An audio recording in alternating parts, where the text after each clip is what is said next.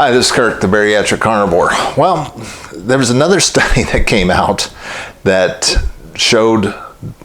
claimed to show that a low carbohydrate diet was going to give you type 2 diabetes. This one came out of Australia and diabetes publication. And it is just, again, showing the absolute idiocy of what is purported to be science nowadays, and even worse, how it's reported in the news media. So this alleged study, what it was, when I looked up the actual study itself, was looking not at individuals, and they didn't follow people. They weren't doing that. They were looking at a collection of data from Australia. And what these researchers did was they did some food frequency questionnaires and some basic health numbers of about 40,000 people back in 1990 to 1994. Now, I want to remind you what the world was like back in 1990, 1994.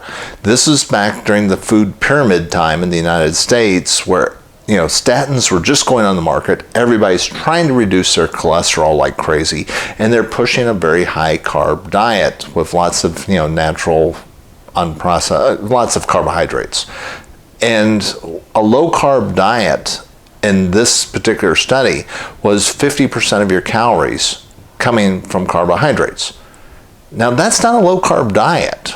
I mean, you have today, what most people consider low carb is about 20 grams of carbohydrates a day. Not 20% of your calories, but 20 total grams, which is equivalent of basically 120 calories. I mean, it's really a very low amount of carbohydrates. I eat close to 0 grams of carbohydrates every day. So they get half your calories from ultra processed foods, basically, breads and stuff like that. That to me would send me in a diabetic coma. But that's what they considered low carb in this particular study. And what they did was, when they tracked these people and they followed up with them back in 2004, so they've had 10 years of this information, they found out that the people that were eating half their calories in the form of carbohydrates, which was the low carb group, were generally fatter. And they found a link between these fatter people and type 2 diabetes. Well, what they were doing was they were eating the standard Australian diet back at that particular time, when everybody was terrified of saturated fat. And of course, those people, they were on the cutting edge. They were on the tip of the spear of the runaway epidemic of type 2 diabetes that we are seeing today. And what's amazing to me is not one of these reporters that were reporting on this particular story bothered to look up the Virta Health study, which shows that, look, when you go low carb, you can definitely prove that you can reverse type 2 diabetes. That's not hidden anywhere. It's a simple Google search, yet they're not doing it. And frankly, this is why you can't really trust your health advice from most studies. I mean, John Ioannidis, who's a Stanford University professor, wrote one of the best, most cited papers out there, which shows that, frankly, most of the stuff that's purported to be science nowadays is just junk.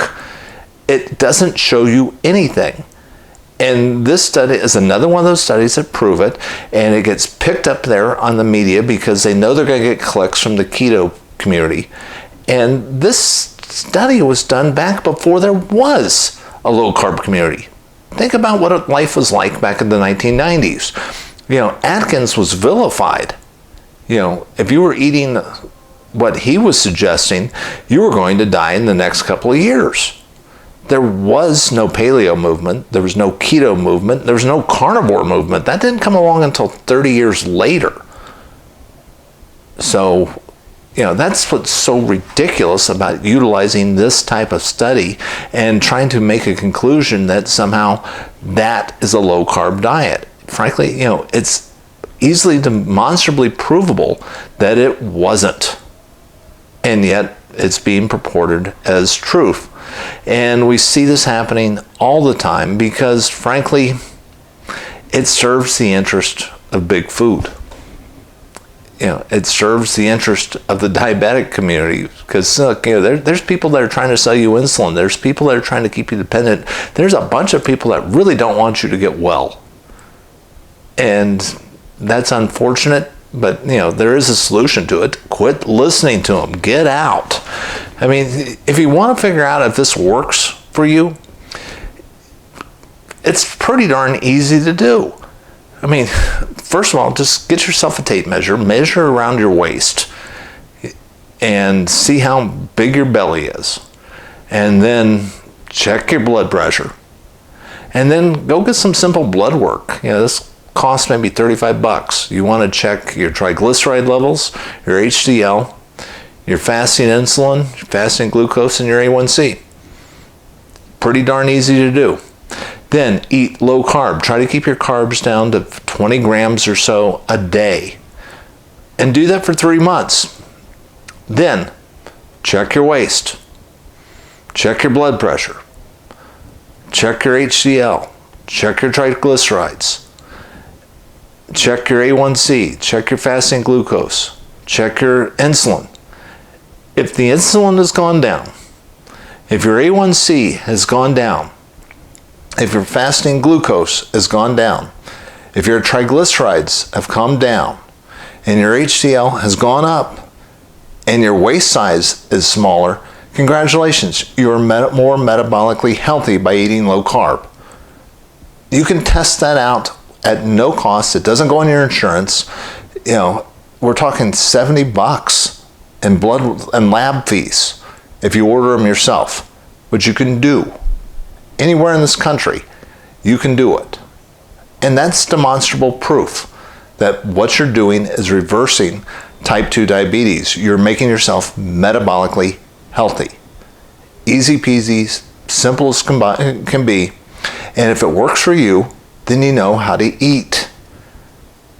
I'm not telling you, how to do it. I'm just giving you the clues on how to make it work for you. And if it works, great. If it doesn't, try something else. I'm not, the diet fairy. I'm not here to tell you how to live your life. I'm just trying to point out that this study stinks. Virtually everything I see in the media is just flat out wrong. The government is not out to help you and get you healthy. And frankly, your doctor is so wrapped up in trying to please his boss and their corporate masters that they're not paying any attention to your health either. So what do? You have to test this stuff out for yourself. This is Kirk, the Bariatric Carnivore. If you like this message, I try to put out a couple each week. I will talk to you again soon.